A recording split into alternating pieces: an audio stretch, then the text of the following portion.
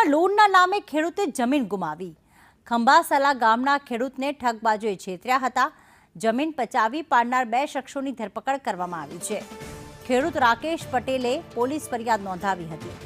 ઓછા વ્યાજ દરે લોન આપવાનું કહીને છેતરપિંડી કરી છે।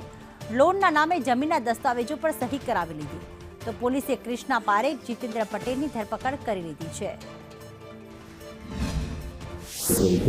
આ ગુનાના જે ફરિયાદી છે એમનું નામ છે રાકેશભાઈ ભરતભાઈ પટેલ।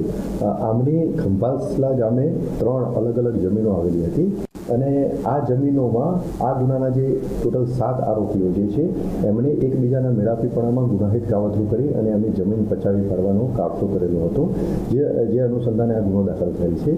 ફરિયાદીએ સૌપ્રથમ કલેક્ટર સાહેબને અરજી કરેલી હતી। આ અરજીની તપાસ દરમિયાન જે પુરાવા એકત્રિત થયેલા હતા એ અનુસંધાને રિપોર્ટ કરવામાં આવેલો હતો અને કલેક્ટર સાહેબની અધ્યક્ષસ્થાને જે કમિટી છે એના દ્વારા આ આરોપીઓ વિરુદ્ધમાં ગુનો દાખલ કરવાનો નિર્ણય કરવામાં આવેલો હતો, જે અનુસંધાને જ આ ગુનો દાખલ થયેલો છે। આ 7 આરોપીઓની તપાસ દરમિયાન 2 આરોપી તપાસ દરમિયાન મળી આવેલ છે અને 2 આરોપીની પૂછપરછ કરી અને ધરપકડ કરવાની કાર્યવાહી હાલમાં ચાલુ છે। આ બંને જે આરોપીઓ મળી આવેલ છે એ આરોપીઓના નામ છે કૃષ્ણા હર્ષદભાઈ પારેખ અને બીજા આરોપીનું નામ છે જીતેન્દ્ર ગણપતભાઈ પટેલ।